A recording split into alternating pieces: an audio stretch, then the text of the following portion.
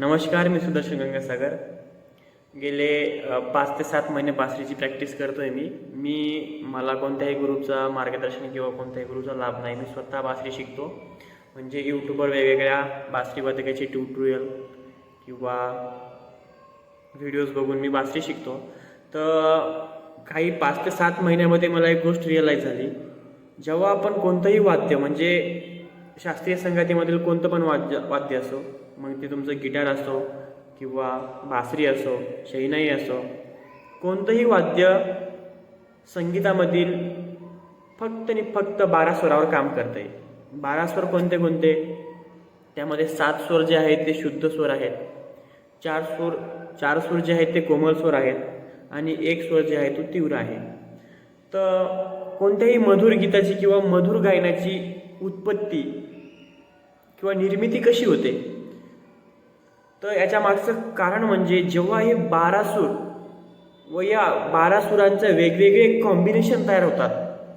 म्हणजे कॉम्बिनेशन म्हणजे कसं, आपण संगीत शिकताना किंवा गायन शिकताना किंवा बासरी शिकताना आपण वेगवेगळे अलंकाराची प्रॅक्टिस करतो. वेगवेगळे अलंकाराची प्रॅक्टिस करतो म्हणजे काय करतो की त्या 12 स्वरापैकी वेगवेगळ्या स्वरांना उचलून आपण एक विशिष्ट किंवा मधुर शब्दाची निर्मिती आपण त्या अलंकारापासून करतो किंवा म्हणजे कॉम्बिनेशनपासून करतो.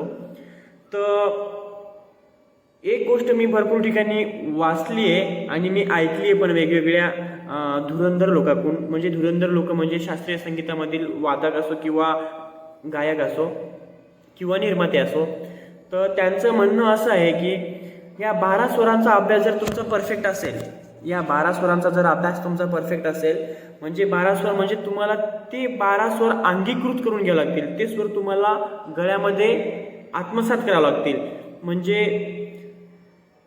कधी कोमल स्वरांचा उपयोग करायचा, कधी तीव्र स्वरांचा उपयोग करायचा, कधी शुद्ध स्वरांचा उपयोग करायचा, कधी कोणत्या वेळेस कोणतं कॉम्बिनेशन बसून कोणता लय तयार करायचा, कोणता लय प्राप्त करायचा, किंवा कधी मुरखी, कधी झटका, वेगवेगळ्या गोष्टीचा उपयोग करून आपण एक सुंदर व मधुर गीताची निर्मिती आपण करू शकतो. मग ते आयदर मुखावाटे असो किंवा मग आपल्या वाटे असो. वाद्य म्हणजे एक उदाहरण घेतलं तर बासरी असो.